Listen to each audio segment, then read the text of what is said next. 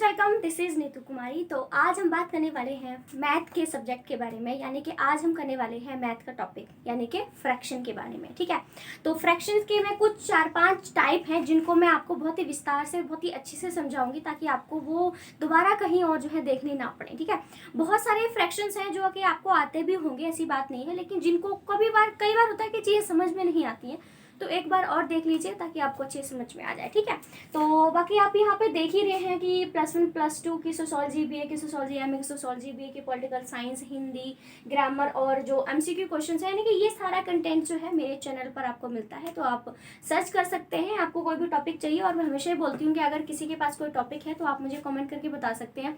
मैंने इतने बहुत सारे टॉपिक हैं जो कमेंट पे ही मैंने बनाई हुई बहुत सारी वीडियो हैं। वो बोलते हैं मैम ये वाला टॉपिक नहीं मिल रहा है, इस पर इस तरह से वीडियो बनाकर अपलोड कर दीजिए। तो मैं हमेशा ऐसा करती हूँ, अगर आपके पास कोई टॉपिक है जो उसका कंटेंट आपको नहीं मिल पा रहा है या समझ में नहीं आ रहा है, तो आप मुझे कमेंट करके बता सकते हैं। ठीक है, तो आज का जो हमारा टॉपिक जो आज हम करने वाले हैं वो है हमारा फ्रैक्शन। ठीक है, फ्रैक्शन को हिंदी में क्या कहते हैं? हिंदी में कहते हैं फ्रैक्शन को भिन्न।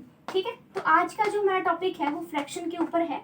तो हम इसके कुछ टाइप्स के बारे में बात करेंगे जो कि ज़रूरी भी हैं। और आप जैसे स्पेशली मैंने अभी हाल ही में ये टॉपिक किया था, क्योंकि मैं DLED कोर्स कर रही हूँ, तो वहाँ पर हमें पहली से 5वीं तक के बच्चों को पढ़ाने के लिए कोर्स होता है। तो वहाँ पर हमें मैथ के भी बहुत सारे कॉन्सेप्ट हैं जो कि सिखाए जाते हैं, क्योंकि हमें पहली से 5वीं तक के बच्चों को मैथ भी ऑफकोर्स हम लोग पढ़ाते हैं। तो वहाँ पर ये जो बेसिक चीज़ें हैं, कुछ लोग कहेंगे तो बहुत ही बेसिक टॉपिक आप पढ़ा रहे हो, लेकिन ये चीज़ अगर आप टीचर बनने जा रहे हो या कॉम्पिटेटिव एग्जाम में भी आप बैठते हो, तो वहाँ पर भी मैथ से ये जो आपकी नज़रों में छोटे छोटे टॉपिक हैं वो वहाँ पर ज़रूर आते हैं। तो आपको ज़रूर इस चीज़ को नोट करना चाहिए। ठीक है, तो मैंने एक पेज पे जो है इससे संबंधित बहुत सारे फ्रैक्शंस की पूरे नाम लिखे हुए हैं जिनको देखकर मैं आपको समझाने वाली हूँ। क्योंकि अगर हमारे पास स्मार्ट बोर्ड होता तो ऑफकोर्स ऐसे करके स्किप करते जाती और एकदम से चीज़ें समझ में आ जाती, लेकिन अब वो नहीं है तो कोई बात नहीं है, हम ऐसे ही इसको अच्छे से स्टार्ट कर लेंगे। तो फ्रैक्शन में सबसे पहले जो हम टाइप की बात करते हैं, सबसे पहला जो फ्रैक्शन में टाइप हमारा आता है वो है यूनिट फ्रैक्शन। ठीक है, यूनिट फ्रैक्शन की हम सबसे पहले बात करेंगे। यूनिट फ्रैक्शन क्या होते हैं? ठीक है, सबसे पहला जो टाइप है इसका वही है कि यूनिट फ्रैक्शन जो है वो क्या होते हैं। चलो, इससे पहले मैं आपको एक चीज़ और बता देना चाहूँगी, जैसे कि जब भी हम कोई संख्या लिखते हैं फ्रैक्शन में, तो हम क्या करते हैं, ऐसे लिखते हैं 1/2। ठीक है, इस तरह से जो हम चीज़ों को लिखते हैं। तो ये जो ऊपर वाला होता है, इसको हम हिंदी में लैंग्वेज में बात करूँ तो इसको हम अंश कहते हैं, और ये जो नीचे वाला होता है इसको हम हर कहते हैं। ठीक है, ये जो हिंदी मीडियम के स्टूडेंट होंगे वो अच्छे से जानते होंगे कि मैं क्या कह रही हूँ। ठीक है, तो जब भी हम फ्रैक्शन करते हैं तो हम इस तरह से संख्या को, इस फॉर्म में संख्या को लिखते हैं। तो ये जो संख्या है ऊपर वाली, या जो ऊपर की नीचे की जो संख्या है उसको क्या कहते हैं? तो जो हमारा फर्स्ट लिखा हुआ है, जो 1 लिखा हुआ है, इसमें इसको हम हिंदी में अंश कहते हैं, और जो नीचे वाला है इसको हम हर कहते हैं। अब मैं यहाँ पर इंग्लिश और हिंदी में भी आपको बता देती हूँ कि क्या कहते हैं। जो यहाँ पर है इसको बोलते हैं न्यूमी। ठीक है, इसको न्यूमिनेटर बोलते हैं, और इसको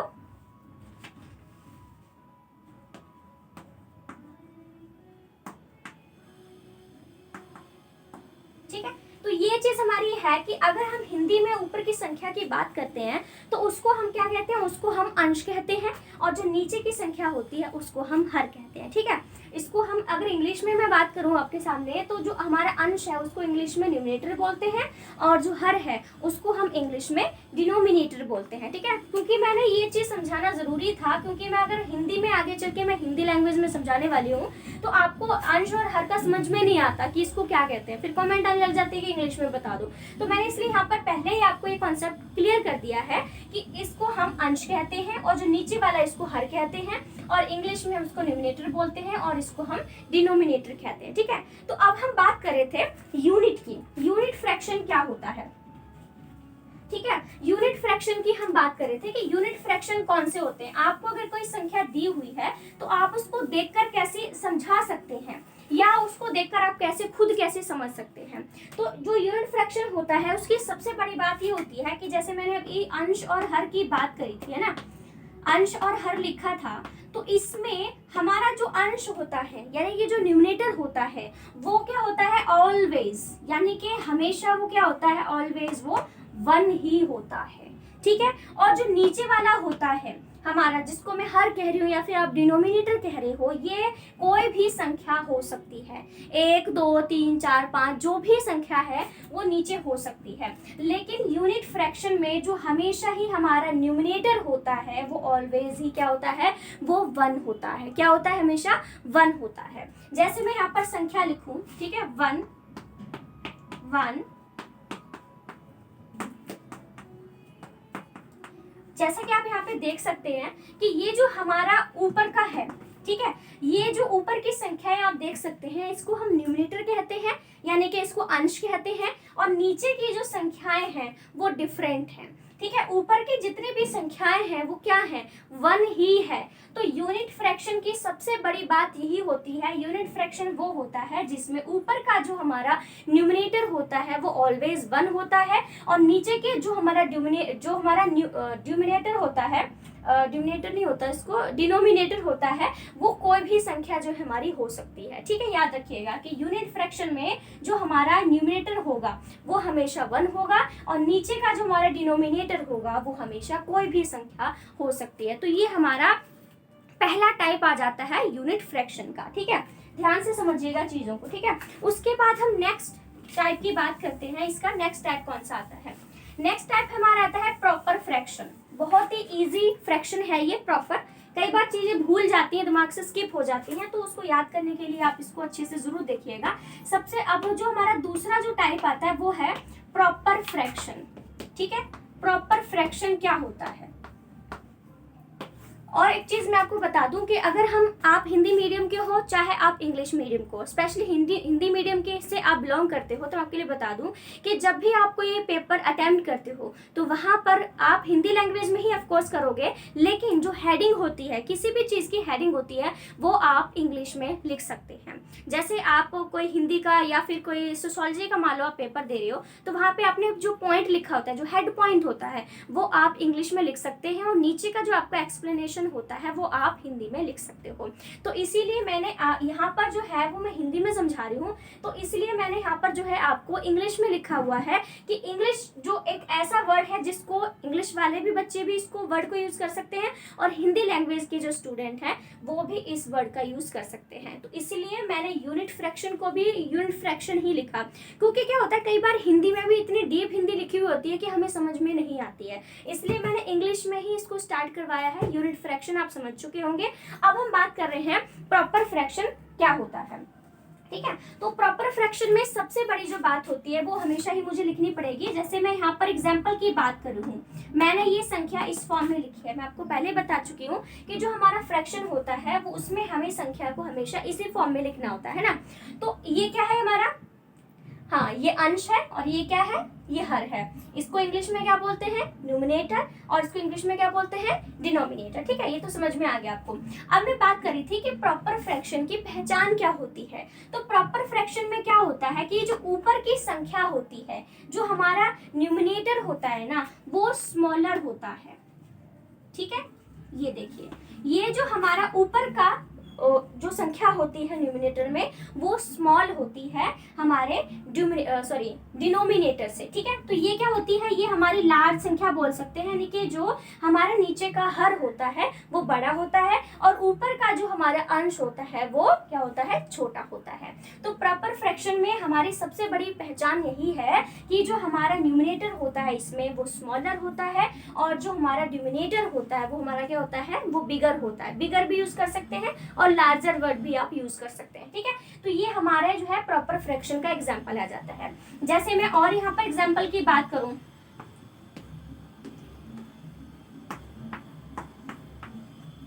अब इनमें से आप मुझे बताइए कि इनमें से प्रॉपर फ्रैक्शन कौन सा वाला है। हाँ ठीक है, तो अब आपको अच्छे से समझ में आ गया होगा कि इसमें से जो प्रॉपर फ्रैक्शन है ना वो हमारा ये वाला है। ये प्रॉपर फ्रैक्शन इसलिए है क्योंकि ये जो हमारा न्यूमिनेटर है वो डिनोमिनेटर से क्या है, स्मॉल है, यानी कि छोटा है। तो यही हमारी इसकी पहली विशेषता है कि प्रॉपर फ्रैक्शन क्या होता है, वो जिसमें हमारा जो न्यूमिनेटर होता है वो स्मॉलर होता है हमारा डिनोमिनेटर से, ठीक है। अब हम दूसरे टाइप की हम बात कर चुके हैं, सॉरी। अब हम तीसरे टाइप की बात करेंगे फ्रैक्शन के। अब हम तीसरे टाइप की बात करने जा रहे हैं। तीसरे टाइप का नाम है हमारा इम्प्रॉपर।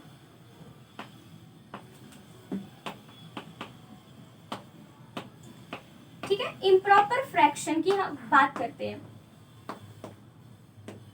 इम्प्रॉपर फ्रैक्शन में क्या होता है, अब मैं यहाँ पर भी वही संख्या लिख रही हूँ 3/5। ठीक है, बटा मतलब हम लोग हिंदी में इस तरह से बोलते हैं।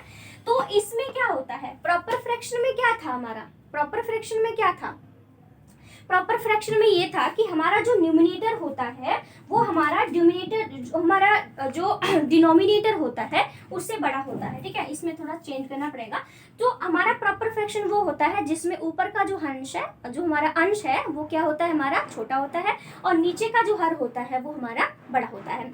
लेकिन जो इम्प्रॉपर फ्रैक्शन होता है ये प्रॉपर फ्रैक्शन से बिल्कुल उल्टा होता है। क्यों उल्टा होता है, क्योंकि इसमें जो हमारा अंश होता है वो हमारे हर से क्या होता है, बड़ा होता है। ठीक है, तो ये इसको हम लार्जर कह सकते हैं, और ये क्या होता है हमारा नीचे का, ये स्मॉलर होता है।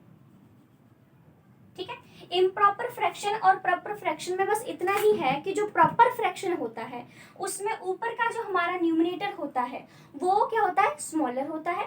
लेकिन इम्प्रॉपर फ्रैक्शन में जो ऊपर का न्यूमिनेटर होता है वो क्या होता है, वो बड़ा होता है। ठीक है, जैसे मैंने यहाँ पे लिखा,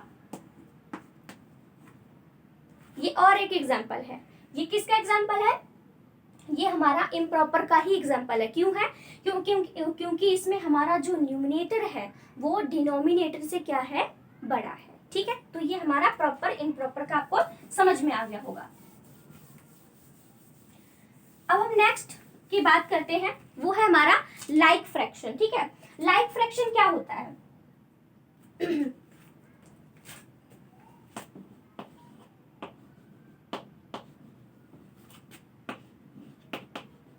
चलिए, लाइक फ्रैक्शन को क्या बोलते हैं भाई इसमें भी मैं आपको सीधा एग्जांपल के बेस पे ही समझाती हूँ। तो लाइक फ्रैक्शन क्या होता है, ठीक है, लाइक फ्रैक्शन की मैं बात करूं तो लाइक फ्रैक्शन क्या होता है, इसमें नीचे के जो हमारे डिनोमिनेटर होता है ना, नीचे का जो हमारा डिनोमिनेटर होता है वो क्या होता है, वो एक जैसे होते हैं।